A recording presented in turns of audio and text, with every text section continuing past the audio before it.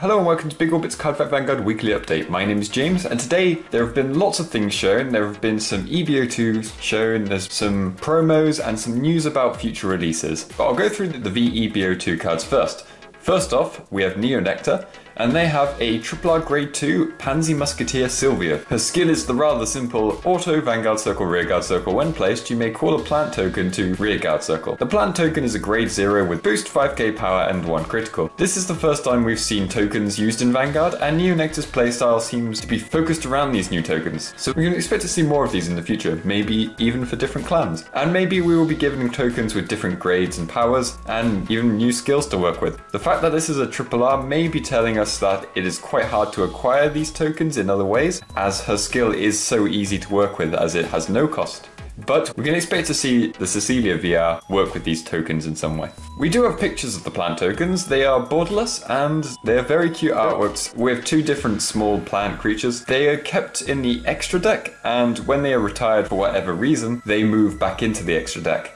Their codes are TO1 and TO2, so it's unclear how these will be acquired, whether they come in the pack or they're a box topper, but hopefully they will let us know before release. Spiritual Tree Sage Minsel is a grade 2 with auto rearguard circle when placed. If you have 2 or more grade 0 rearguards, cost counter +1, draw a card, all of your units in the same column as this unit get plus 5000 power until the end of turn. Normally this would be irritating to pull off, and nearly all the grade 0s in your deck are triggers, but thanks to tokens, having grade 0 rearguards isn't a problem anymore. Not only that, but plus 10k for 1 counterblast is really good when you're also getting defense out of it with the draw. It starts to show how important Sylvia really is to the deck. Iris Knight is another grade 2. He has the skill of auto rearguard circle. When it is boosted, this unit gets plus 3000 power until the end of turn. This works best with tokens, as this essentially turns them into 8k boosters, making it so your opponent has to guard with at least 10k.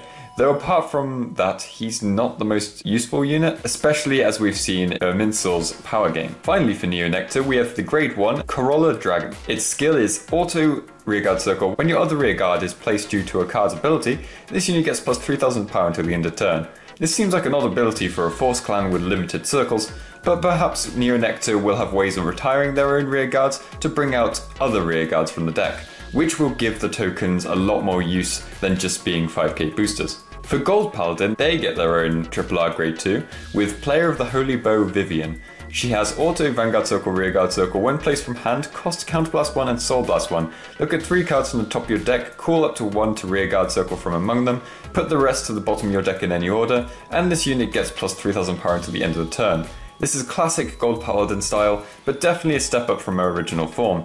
It also separates itself from Shadow Paladin's top deck calling, as Shadows don't care too much about what they're getting, as they're going to retire them through skills, so just checking 1 is fine.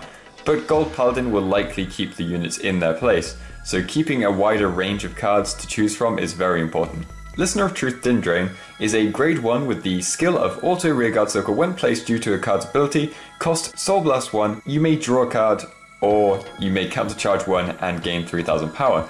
The choice between the two is nice, as they will both prove to be useful in different situations.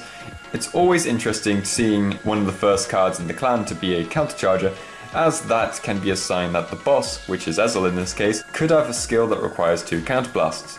These two new units both have Soul Blast costs, which will probably be used up pretty quickly. This works with the grade 2 Warring Brave Knight Taunus. He has continuous rearguard circle. If you have 1 card in your soul, this unit gets plus 3000 power, and if you have no card in your soul, it gets plus 8000 power instead of 3000. So if Gold Paladin have troubles with the soul, it could be okay for them, especially as the skill works on your opponent's turn, making him pretty hard to pass through, and potentially hurting Aquaforce, preventing them from getting their little pokes in. For Angel Feather, there is the grade 2 Million Ray Pegasus. Its ability is continuous rearguard circle Guardian Circle. If a nuke to the damage zone during your turn, this unit gets plus 5000 power and plus 5000 shield.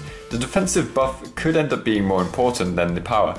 As this is essentially a once per turn skill, this buff isn't as useful as it could be, but they probably want to avoid the ridiculousness of G series where the amount of power gain and abilities triggering went crazy and prolonged the game. This was the only Angel Feather cards we were shown this week, so it's unclear how useful it will be, but once hitting grade 3, we can expect them to be able to flip the damage around with other units nearly every turn, allowing this ability to activate every turn. Sage of Guidance Xenon has finally been fully revealed as a triple R for the mini booster. His skill is Auto Rearguard Circle when placed from hand. You may reveal the top card of your deck. If the revealed card is the same grade as your Vanguard, ride it as stand, and if it is not, put that card into the drop zone.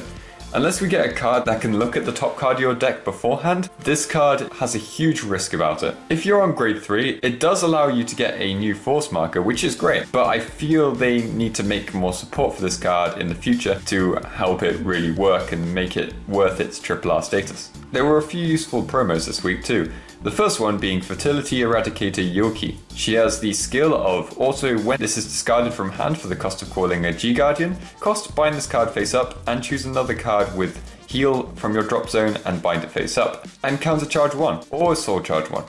Something we've seen plenty of times before but have proven to be very useful in clans, especially for a clan like Narukami who really could use the resource management. There is also a promo for Kagero with the grade 2 Melt Stream Dragon. It has Auto Rearguard Circle when it attacks Vanguard, costs Soul Blast 1, it gets plus 5000 power until the end of the battle, then costs Counter Blast 1, and the 5000 power becomes 15,000 power. Making a 25k attacker like that is going to put a lot of pressure on your opponent, especially if they've spent a lot of their hand guarding the Vanguard's attack. For even more big power, Tachikaze get the grade 1 Savage Trooper. He has continuous rearguard circle for every card in this unit's equip gauge, it gets plus 5000 power. The benefit to this is that it's really nice and safe on the back row and keep racking up the power while your opponent can't do much about it. For promos, all three of these cards are really good and I can see them being used, which is kind of a surprise because in the original NG series, 90% of the promos weren't used, but the new promos in V series actually tend to be pretty good and definitely worth trying to get. There is a special English exclusive set coming in November called V Collector's Set 01, Q4 vs AL4. The cards included are Royal Paladin, Oracle Think Tank, Shadow Paladin, Kagero, Murakumo, Nova Grappler, Dark Irregulars, and Pale Moon. This is a reprint set, with the 8 cards being reprints of Triple R's and Trial Deck bosses. It's unclear how many of each card you will get, but it will most likely be 4 of each. There will be a special English exclusive artwork of 3 of the units, and there will be 8 gift markers with art of the previous 8 VRs for each of the clans involved. For an example of the new artworks, we have been shown the one for Blaster Blade, giving him more of a realistic style. I personally really like the style, though there has been a mixed response so far. The other cards that get new artwork are Blaster Dark and Dragonic Overlord. The other cards included are CEO Amaterasu, Swift Archer Fushimi, Azura Kaiser, Win the Ripper, and Nightmare Doll Alice. For more news on future releases, there is the next 2 trial decks and booster set. Misaki's trial deck gives us a nice illustration of Hexagonal Magus, and confirmed cards are Rectangle Magus and Gyore Magus. Naoki's trial deck has an illustration of Great Composure Dragon looking a lot more intimidating than before. Then the confirmed cards of this trial deck are Recklessness Dragon and Lizard Runner Riki. For the 3rd booster set, Miyagi Academy Cardfight Club, the cover art shows us a new Alfred, which will probably be King of Saints Monarch Sanctuary Alfred, who was one of Aichi's bosses in the manga. We also see Aichi, Korin, Naoki, Shingo, and Misaki, and naturally this set includes their clans of Royal Paladin, Gold Paladin, Narukami, Nubitama, and Oracle Think Tank, and will be Nubitama's first batch of support in the V series. Boxes from V-EB03 onwards will have 1 to 2 VRs each box, which means the SVR will most likely replace the VR. It's definitely nice to see them put more VRs in a box, as there are more clans in the set and making it so there's 5 differs throughout the set.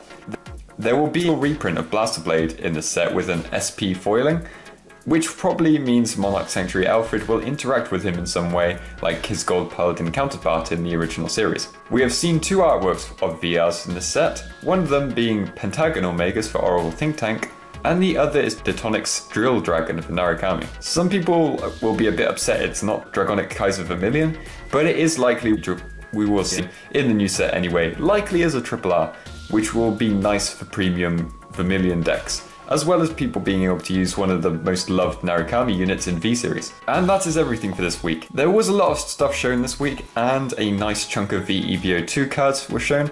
Let me know in the comments which unit you're hoping to see in the upcoming sets. I can imagine lots of people will be interested in seeing Galmor as a triple R in the extra booster. Personally, I would like to see some Dual Knights in the Miyaji Academy set, and Ashley as a triple R grade 3, but I don't think it's very likely. But be sure to check out next week when I'll be going through the cards shown throughout the next 7 days. I hope to see you then. Bye!